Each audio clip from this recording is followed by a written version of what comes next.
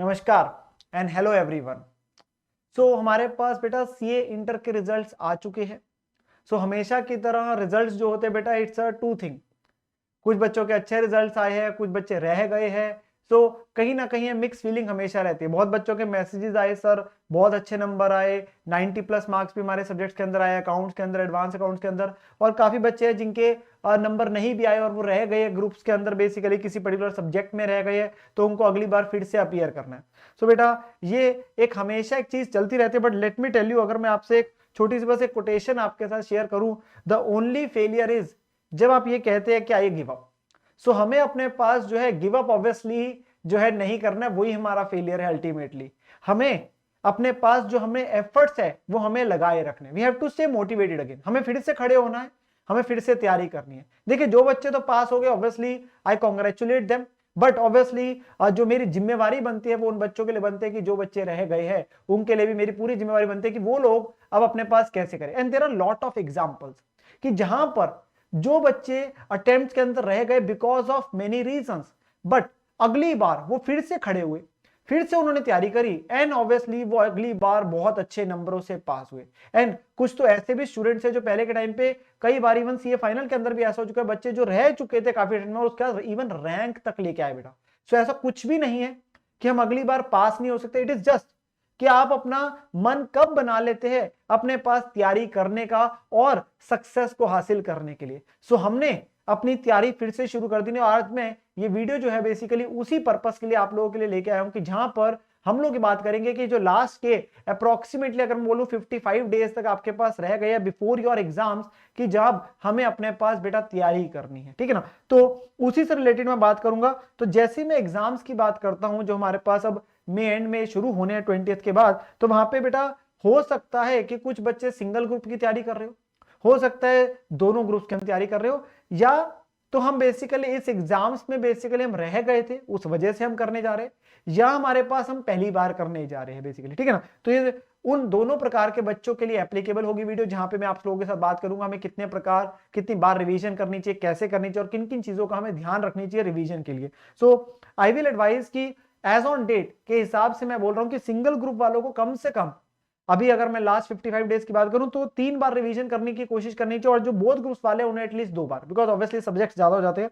एक बेसिक सी मैंने टाइमलाइन दी है जो मैं यहाँ पे चीजें दिखाऊंगा, आप अभी मेरे साथ सिर्फ सुनते जाइए। आप इसको बाद में भी वीडियो को बेटा पॉज करके जब मर्जी आप अपने पास उसको नोट डाउन कर सकते हैं या उसके अपने पास फोटो वगैरह खींच सकते हैं। तो अभी मेरे साथ सिर्फ आप अपने पास चीजों को सुनते रहना, कोशिश करना उसे समझने की। तो जो सिंगल ग्रुप वाले आई विल एडवाइस की 27 मार्च से लेकर 26 अप्रैल तक मैं बोलूंगा कि 30 डेज के अंदर कोशिश करे एक बार वो अपने पास एक रिवीजन कंप्लीट कर ले, ठीक है ना। वो कैसे करनी है उस पर आऊंगा। और फिर दूसरी रिवीजन कंप्लीट करे अगले 15 दिन में, और फिर लास्ट 10 डेज में अपने पास तीसरी रिवीजन कंप्लीट कर ले before they actually start with the examinations. तो और ऑब्वियसली जिनका सिर्फ सेकंड ग्रुप है तो उनको ऑब्वियसली एक 8-10 दिन और एक्स्ट्रा मिल जाएंगे, क्योंकि उनके जो है वो लास्ट में जाके बिल्कुल मई में शुरू हो रहे, तो ऑब्वियसली उनको एक एक्स्ट्रा टाइम मिल जाएगा जिनका सिंगल ग्रुप सिर्फ सेकंड वाला है। और जिनके दोनों ग्रुप्स है उनके लिए मैं एडवाइस करूंगा कि 40 डेज में वो अपनी फर्स्ट रिवीजन कंप्लीट करें। ऑब्वियसली उनको थोड़ा सा एफर्ट ज्यादा भी डालना पड़ेगा इन टर्म्स ऑफ कि 8 सब्जेक्ट्स में रिवाइज करने को कह रहा हूं एक बार के लिए 40 दिन में, और सेकंड रिवीजन अपने पास कंप्लीट करे अगले 15 दिन के अंदर। बट हमारे पास सवाल उठता है ये कैसे करें, तो उसके लिए हम अपने पास कुछ चीजें डिस्कस करने जा रहे हैं जो कि एक हमेशा हमारे लिए बेटा बेनिफिशियल रहते हैं। तो सबसे पहले चीज आती है हम पढ़ाई कैसे करें, स्टडी कैसे करें। तो सबसे पहले बेटा अपने पास आप प्रॉपर एक टाइम टेबल अपना बनाएं, क्योंकि जब तक आप टाइम टेबल नहीं बनाएंगे, आप हैफेजर्डली चलते रहेंगे तो कोई भी आपके पास कंक्रीट चीज नहीं होगी। तो हमें अपने पास सबसे पहले अपना टाइम टेबल बनाना है which will be day wise, subject wise, chapter wise, बिल्कुल अपने पास वो बनाएं और हमें उसको अध्ययन करना है। लाइक एक मैं आपके सामने एक सैंपल्स आपके सामने एक जैसे टाइम टेबल आप डे वाइज बनाए, मंडे ट्यूसडे अपने पास पूरा करते हुए, फिर आप सब्जेक्ट वाइज अपने पास आपने लिखा और उसके अंदर अपने पास लिखा कि मैंने मान लीजिए इन्वेस्टमेंट अकाउंट है उसके लिए 4 दिन रखे, फिर मैंने ब्रांच अकाउंट शुरू कर दिया उसके लिए मान लीजिए 8 दिन रखे, जैसे भी है। वो एक एलोकेशन करिए ताकि आप पहले ये देखिए क्या ऑन दी पेपर आपकी वो जो आप रिवीजन करने जा रहे हैं क्या वो फिजिबल है कि नहीं है, बिकॉज मुझे उतने टाइम के अंदर करना है। ये थोड़ी ना कि आज से हम शुरू हो गए और हमारे पास प्लान ही नहीं और पता चले भाई 30 डेज रखे थे रिवीजन के लिए, 20 दिन निकल गए, 25 दिन निकल गए और हमारा सिलेबस तो 50% ही रिवाइज है, तो कैसे करेंगे। ऐसा नहीं होना चाहिए। इसलिए पहले अपने पास एक रिटन प्लान बनाइए, उसमें फिट करिए चीजों को। आप अपने पास, और फिर उस प्लान को हम अध्ययन करेंगे, ठीक है ना, इसलिए प्लान बनाना जरूरी है। सेकंड स्टेप आपके पास बेटा आता है आप चार्ट ऑफ सोर्सेज। ये एक मैं बड़ी एक इंपॉर्टेंट चीज लेता हूं स्टूडेंट्स के लिए, और जो हमेशा कंट्रोलिंग एस्पेक्ट लेती है। जब मैं भी स्टूडेंट था तो मैं इस चीज को फॉलो करता था, क्योंकि होता क्या है, हमें काफी चीजें कहा जाती है बेटा आप ये भी कर लीजिए, आरटीपी भी देख लो, आई से क्वेश्चन भी देख लो, मॉक टेस्ट पेपर भी देख लो, पर वहां प्रॉब्लम आ जाती है कि काफी बार कोई ऐसी चीज तो नहीं जो रह गई। तो इसलिए मैं रिकमेंड करता हूं कि आप अपने पास क्या करिए, आप प्रॉपर चार्ट ऑफ सोर्सेज बना लीजिए, आप कहां कहां से पढ़ रहे हैं। और उसके बाद मान लीजिए आपके असाइनमेंट क्वेश्चन, असाइनमेंट क्वेश्चन मतलब है जिस टीचर से आप पढ़े उसके जो नोट्स है। फिर आईसीए का स्टडी मटेरियल हमने देखना है, मान लीजिए आरटीपी जो लेटेस्ट आपके नवंबर 20 का निकला, मई 21 का रिलीज हो चुका है, वो हमें देखना है।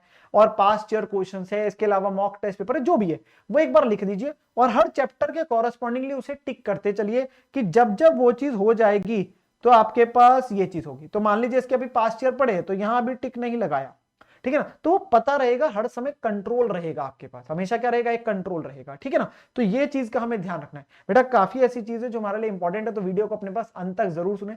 मैं शॉर्ट में, क्रिस्प में, इसीलिए मैं पॉइंट सारे लिखे हुए हैं जो आपके लिए इंपॉर्टेंट है, और वो हमें हमेशा मदद करते हैं जब भी हम बात करते हैं रिविजन करने, ठीक है ना। तो सेकंड थिंग आपके पास चार्ट ऑफ सोर्सेज जरूर है। थर्ड चीज आती है जब हम रिविजन करने बैठते हैं फॉर दी प्रैक्टिकल सब्जेक्ट, में पहले बात करने जा रहा हूं, मैं थ्योरी वालों पे भी जरूर आऊंगा। सो आप जब फर्स्ट रिवीजन करते हैं, रिवीजन नंबर 1, तो आप मैक्सिमम क्वेश्चन बेटा अपने पास खुद निकालें। मैक्सिमम में मैं फिर भी परसेंटेज ले रहा हूं 60 to 70%, कि आप हाथ से खुद सॉल्व करके देखें। जो सबसे बड़ी बच्चों को प्रॉब्लम आती है वो प्रैक्टिकल सब्जेक्ट्स में ये आती है, हमें आता होता है बट पेपर के अंदर ना पेपर कंप्लीट ही नहीं हो पाता। तो जब मैं पूछता हूं कि बेटा आपके पास बताइए, आपके पास मान लीजिए किसी सब्जेक्ट में नंबर कम क्यों आए, आपका एग्रीगेट नहीं बना, मान लीजिए अब ग्रुप 1 के अंदर जैसे अकाउंट्स और कॉस्ट काफी मदद करते हैं ग्रुप को क्लियर करने में, पर फिर भी बच्चों के वहां पे 50-60 की लाइन में आ रहे होते हैं, और कई बार बाकी सब्जेक्ट्स में लेट्स से टैक्स और लॉ में और 40 तक भी है, तो एग्रीगेट ही कई बार नहीं बन रहा होता है, रह जाते हैं हम कुछ नंबरों से। तो हमें ये होता है कि भाई प्रैक्टिकल सब्जेक्ट्स को तो और स्ट्रॉन्ग करें, अच्छे नंबर और लेके आता है कि ग्रुप कन्विंसिंगली पास हो जाए। जब पता करते हैं, बात करते हैं, तो बच्चे कहते हैं सर हमारा पेपर ना पूरा कंप्लीट नहीं हो पाया था, it is only because of lack of the practice. तो हमारे पास क्या है, जब हमारे पास अभी समय है तो हम प्रैक्टिस जरूर करें। तो आप हाथ से काफी क्वेश्चंस खुद निकाल के देखिए, स्पीड आपकी बेटा बढ़ेगी। ऐसा नहीं है कि सिर्फ पेपर वाले दिन एकदम से आपकी स्पीड बढ़ जाएगी वहां पे, तो वो चीज जरूरी है कि कम से कम 60-70% क्वेश्चन खुद करें। फोकस रखिए अपने पास सारे कॉन्सेप्ट, प्लस अभी के लिए एक बार फर्स्ट रिवीजन में सारे क्वेश्चंस को जरूर देखें। जैसे कि 30-40% क्वेश्चंस हम देख रहे हैं, एक तरीके का ऑडिट कर रहे हैं, उसके अंदर पॉइंट्स देख लिए, पर 60-70% क्वेश्चन हम खुद हाथ से निकाल के देख रहे हैं, ठीक है ना। फिर कम से कम 50 to 60% क्वेश्चंस मैं कहूंगा उसमें से सिलेक्ट कर लीजिए जिनमें डिफरेंट पॉइंट्स है फॉर द नेक्स्ट रिवीजन। तो बेटा ऐसा होता है हमेशा कि अब प्रैक्टिकल सब्जेक्ट्स है, अकाउंट्स है, कॉस्ट है, ग्रुप 1 में, ग्रुप 2 में आपके पास एडवांस अकाउंट्स और एफएम है, जहां पे कॉन्सेप्ट है, और कुछ क्वेश्चन में क्या है वो काफी चीजें ना सेम होती है, बट कुछ छोटे छोटे पॉइंट्स आपके डिफरेंट होते हैं। तो आपने क्या करना है, वो ऐसे क्वेश्चन बस चूज कर लीजिए जहां पे डिफरेंट पॉइंट्स है, और जो सिमिलर क्वेश्चन है उन्हें नेक्स्ट रिवीजन से हटा दीजिए। ऐसा काफी बार होता है आपके पास, ठीक है ना। तो उसके लिए हमने क्या बोला कि आपके मान लीजिए अगर एक चैप्टर के अंदर 50 क्वेश्चन है या 100 क्वेश्चन है, तो 100 क्वेश्चन में से आप क्या करिए, सिर्फ 50-60 क्वेश्चन अगली रिवीजन के लिए निकाल लीजिए। And very important, theoretical topics को नहीं छोड़ना, बिकॉज पेपर के अंदर आप कैसे कॉस्टिंग का पेपर भी आप मानते हैं अपने पास, ठीक है ना, even accounts, advance accounts, FM के अंदर भी थ्योरी वाले क्वेश्चंस कई बार आ जाते हैं, और वो ना काफी बार तो कुछ क्या होता है, प्रैक्टिकल ओरिएंटेड थ्योरी होती है, कुछ स्पेसिफिक थ्योरी होती है, तो उन्हें भी नहीं छोड़ना हमें। वो वाले टॉपिक्स को भी साथ के साथ करते चले, लास्ट में होता नहीं है, साथ के साथ कर लेते तो कॉन्फिडेंस रहता है कि हाँ भाई ये टॉपिक भी हमने कर लिया, ऐसे मार्क करके रख लिया, ठीक है। फिर जब सब्सिक्वेंटली रिविजन करते हैं, जब बाद वाली रिविजन करते हैं, तो वहां पे कॉन्सेप्ट पे फोकस तो पूरे रखना है, प्लस सिलेक्टेड क्वेश्चन, जो आपने क्वेश्चन फर्स्ट रिवीजन में सिलेक्ट करे थे। जब आप फर्स्ट रिवीजन में सिलेक्ट करते थे क्वेश्चन बेटा, या तो उन्हें आप मार्क कर लीजिए, आप इंडेक्स बना लीजिए, अलग से कहीं पे लिख लीजिए भाई इस चैप्टर का ये क्वेश्चन मैंने सिलेक्ट करा हुआ है, तो वो आपने अब उन पे ध्यान देना। और इस रिवीजन में मैं हमेशा कहता हूं कि अब आपको ये नहीं है, क्योंकि समय कम होता है आपका, फर्स्ट रिवीजन से ऑलमोस्ट जो है 40-50% टाइम ही रहता है यहाँ पे।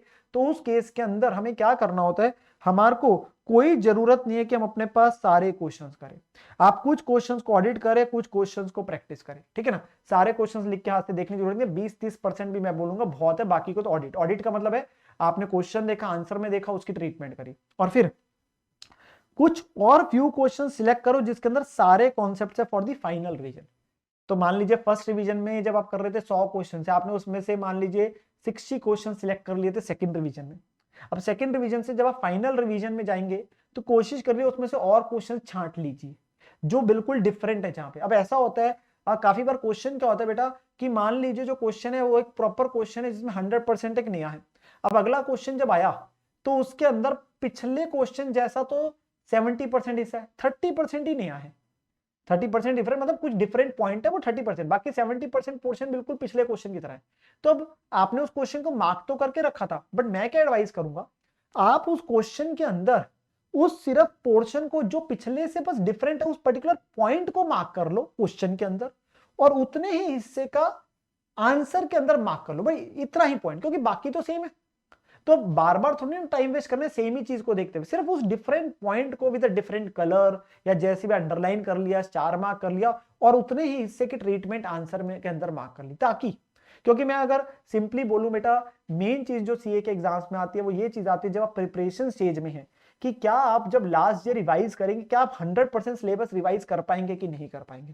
So that is very important. उसके लिए हमें यह है कि हमारी स्ट्रेटेजी ही ये होनी चाहिए कि हम अपने पास क्वेश्चंस को इस तरीके से सिलेक्ट करते जा रहे हैं ताकि पेपर वाले दिन कोई डुप्लीकेसी ना हो। हम अपने पास उतने ही क्वेश्चंस को रखें एग्जाम के लिए जितने से हमारे सारे कॉन्सेप्ट्स रिवाइज हो जाए, और डिफरेंट क्वेश्चंस के अंदर वो जो छोटे छोटे पॉइंट्स हैं वो अपने पास रखे। तभी मैंने अपने पास जो है, बच्चे रिवीजन के हमेशा बात करते हैं तो मैंने इसीलिए पिछले अटेम्प्ट के समय मैराथन वगैरह निकाली थी, तो उसमें बच्चों को मैंने उसमें ऐसा ही किया था। तो डिफरेंट क्वेश्चन छोटे छोटे पॉइंट्स को सारे कवर करके कर लिया था। वो वैसे आपको वीडियोस आपके पास बेटा यूट्यूब पे अवेलेबल भी है, जो इस वीडियो के नीचे है वो लिंक में भी आपके पास है, तो आप वहां से भी अपने पास उसको हमेशा देख सकते हैं, रिवाइज कर सकते हैं, अकाउंट्स की भी, एडवांस अकाउंट्स की भी, ठीक है ना। नाउ नेक्स्ट चीज आती है आपके पास बेटा जो थ्योरी सब्जेक्ट्स है। अब थ्योरी सब्जेक्ट्स के अंदर दिक्कत आती है याद करने की आती है। तो बेटा बच्चे पास होते ही है, अच्छे नंबर लेके आते ही है, तो कोई ना कोई तो ऐसी चीज होती है जिसे हमें ध्यान रखना पड़ता है। तो वहां पर सबसे पहले इंपॉर्टेंट आते हैं, आप अपने शॉर्ट नोट्स बनाइए, चार्ट्स बनाइए, कोशिश करिए आप जितना क्रिस्प कर सकते, बिकॉज जैसे मैंने कहा इंपॉर्टेंट है लास्ट डे कि आप सारा सिलेबस रिवाइज कर पा रहे कि नहीं कर पा रहे। एंड कोशिश मत करें कि आप 100% जो है फर्स्ट रिवीजन के अंदर ही रट्टा मारे याद करें। आपके लिए पहले इंपॉर्टेंट है हमेशा कॉन्सेप्ट उसको समझे, फिर उसको याद करने जाए। बेटर होता है हमेशा ना, और थ्योरी को एक तो रूटीन में भी जरूर रखें हम, रेगुलरिटी, और उसकी रिवीजन अगर हो सके ज्यादा हो सके तो बेटर है। एंड यहाँ पे एक बड़ी इंपॉर्टेंट चीज होती है कि जैसे मैं पहले फोर्थ पॉइंट ही पढ़ देता हूँ, रिवाइज करें ना क्यूमुलेटिव मैनर चैप्टर वाइज। इसका क्या मतलब हुआ, मान लीजिए एक चैप्टर है उसके 50 पेज है आपके पास, ठीक है ना, आपने उसे 4 दिन के अंदर स्प्लिट करा था, आपने बांटा था। अब जब आपने फर्स्ट डे पढ़ा अपने पास याद करा, तो सेकंड डे अपने पास क्या करिए, जो फर्स्ट डे जितना आपने 1 या 2 घंटे लगा के जितना याद करा था, समझा था, सेकंड डे आके पहले 10 मिनट में उसको रिवाइज जरूर करें। फिर जब थर्ड डे जाएंगे तो जो फर्स्ट और सेकंड डे दोनों करा होगा उसको, ऑब्वियसली टाइम आपका कम लगेगा, ठीक है ना। तो उससे क्या है, आपके माइंड में जितनी बार वो चीज घूमेगी ना बेटा, उतना हमेशा आपके लिए बेनिफिशियल रहता है और उतनी चीज आपके रिटेन रहती है, ठीक है ना। तो थ्योरी सब्जेक्ट्स के अंदर हमारे पास तभी मल्टीपल रिवीजन सजेस्ट करी जाती है। आप शॉर्ट नोट्स बनाइए, चार्ट्स बनाइए अपने पास, और कीवर्ड्स को अंडरलाइन करिए जहां पे पॉइंट्स गिवन है, क्योंकि काफी जगहों पे तो पॉइंट्स होते हैं, जहां नहीं होते वहां कीवर्ड्स बना अंडरलाइन कर लीजिए, साइड में ही लिख लीजिए भाई इसका क्रक्स क्या है, इसका क्रक्स क्या अपने पास, जैसे आप वो शॉर्ट नोट्स और चार्ट्स के थ्रू करते हैं। तो वो चीज बड़ी जरूरी है। अगर आपको लगता है जैसे वो निमोनिक्स का एक होता है कि भाई पहला पहला अल्फाबेट हमने चूज कर लिया पॉइंट्स का, उससे कोई गाना बना दिया, कहीं कहानी बना दी, उससे याद करना आपको कंफर्टेबल, आप वैसे कर लीजिए, ठीक है, आपको जिस तरीके से। बट इंपॉर्टेंट चीज है आपके पास कि हमें कॉन्टिन्यूसली उस चीज को पढ़ते जाना है ताकि हम अपने पास वो दिमाग के अंदर रिटेन हो जाए। क्योंकि ऐसा नहीं आप बोल सकते कि भाई हमने एक बार पढ़ लिया तो हमारे को एग्जाम देर तक याद रहेगा, नहीं, कॉन्टिन्यूसली उस चीज को करते रहेंगे, क्यूमुलेटिवली करते रहेंगे, बार बार रेपिटेशन से बेटा होता है रिपीट। हमें एक चीज को फॉलो करना है कि रिपीट करते चलना है हमने अपनी तैयारी को, ठीक है ना। Then there are certain common points as well. सबसे पहले आप लिस्ट जरूर बनाए अपने पास, sections, AS number, SA number in auditing, standard on auditing, अब para number even in the AS. इनकी जो भी स्पेसिफिक चीजें होती है ना, हम हमेशा कोशिश करते हैं कि इनको ना छोड़ देते हैं इवन एग्जाम्स में। हम कहते हैं यार हमसे ना ये चीज याद नहीं होती सेक्शन वगैरह, तो कैसे करें। मैं बोलता हूँ बेटा जनरल चीज में मार्क्स भी जनरली मिलेंगे, स्पेसिफिक चीज में ना अच्छे मिलते हैं। स्पेसिफिक चीज को याद करने कोशिश करेंगे तो याद हो जाएगी। तो उसके लिए क्या अपने पास जितने भी आपके सब्जेक्ट्स है जहां जहां पे चीजें आती है, उनके लिए उन चैप्टर्स वगैरह के सेक्शंस वगैरह को एक ही जगह पे लिख डालिए, सेक्शन और उसका क्या हेडिंग है, ताकि आप उसको जिस रूम में इवन बैठते हैं तो वहां पे उसे पेस्ट कर दो उस चार्ट को, ताकि जब जब देखते रहोगे बार बार तब तब आपके दिमाग में बैठ जाएगा। इवन अकाउंट्स, एडवांस अकाउंट्स के अंदर तो एएस नंबर तो बेटा याद हो ही जाते हैं, इवन पैरा नंबर तक बच्चे याद करते बेटा। हम सिंपल बात करते हैं बेटा, आपके पास AS2 इन्वेंट्री का बोलता है कि वैल्यू करने लोअर ऑफ कॉस्ट और NRV, ये बेसिक प्रिंसिपल है वैल्यूएशन का। बट जब आप लिखते हैं ना as per para 5 of AS2 ये बात कहते हैं, तो वो एक तरीके से आपके पास है कि तारे लग गए, आप कहते हैं एक एक्स्ट्रा एज मिलेगी एग्जाम में, उस चीज की एक्स्ट्रा मार्क्स होते हैं। ऑब्वियसली जहां पे आपको याद नहीं है तो वहां पे आप ऑब्वियसली एग्जाम में मत लिखिए, वो एग्जाम के समय की बात होगी, पर हमें कोशिश तो करनी चाहिए। और उसको कैसे करें, उसकी लिस्ट वगैरह बना लीजिए ताकि आपके पास एग्जाम के समय मदद रहे, ठीक है ना।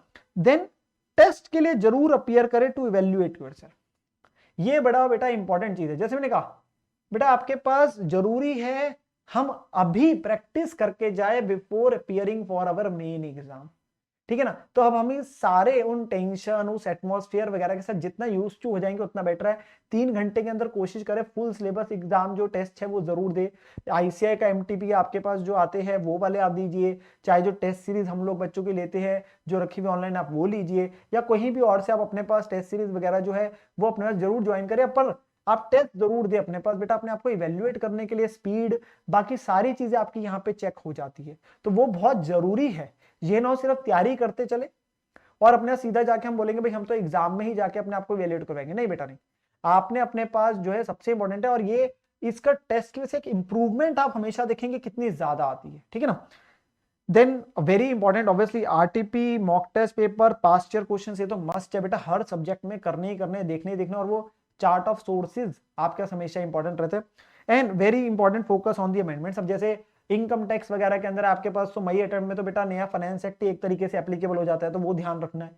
आपके पास लॉ जो सब्जेक्ट है, ऑडिटिंग है, तो यहाँ पे जहां जहां पे रेलिवेंट अमेंडमेंट्स है तो उन पे फोकस रखना। और पेपर के अंदर ना काफी हद तक कई बार क्या होता है ऐसे सब्जेक्ट्स में अमेंडमेंट रिलेटेड क्वेश्चंस भी काफी आते हैं, तो उन्हें तो भूलना ही नहीं है, ये तो एक मस्ट चीज है। This is a common point, जैसे मैंने आपसे बात करी, तो इन पे जरूर हमें ध्यान रखना है। और जो हमारे से कमियां पिछली बार में हमारी तैयारी में रह गई थी, एग्जीक्यूशन में रह गई थी, या जिस भी स्टेजेस में रह गई थी, हमें उन चीजों को ओवरकम करना है और अपने पास तैयारी फिर से अच्छे से करनी है। एंड कुछ जो जनरल टिप्स की मैं बात करता हूं, ऑब्वियसली आपने नींद अपने पास पूरी लेनी है। ये नहीं है कि भाई अब पढ़ना है तो हम ये है कि भाई 18-18 20-20 घंटे पढ़ने बैठ के हम अपने पास ध्यान ही नहीं रखने अपनी सेहत का। बेटा नींद पूरी लेनी है, minimum 6 to 7 hours is minimum है, बेयर मिनिमम, इतना जरूर लेना है। Even during the exam days भी हम सजेस्ट करते हैं। तैयारी इस तरीके से करिए बेटा, छुट्टी होती है एग्जाम में, किस टाइम पे पहले तो छुट्टी भी नहीं हुआ करती थी, बैक टू बैक एग्जाम्स होते थे, तो आपके पास तब भी तो बच्चे करते थे ना, सोते तो थे, ये थोड़ा ना कि सोते ही नहीं थे।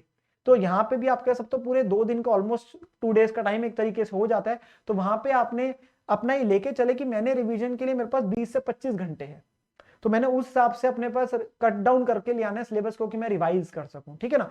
तो नींद प्रॉपर लेनी है, डाइट अपने पास प्रॉपर लेनी है। ऑब्वियसली अब थोड़ा सा गर्मियों का टाइम भी आया था तो वहां पे तो बहुत इंपॉर्टेंट हो जाता है अपने पास जो है एक पानी वगैरह जरूर साथ साथ अपने पास पीते रहिए, ठीक है ना, वो बड़ा इंपॉर्टेंट हो जाता है।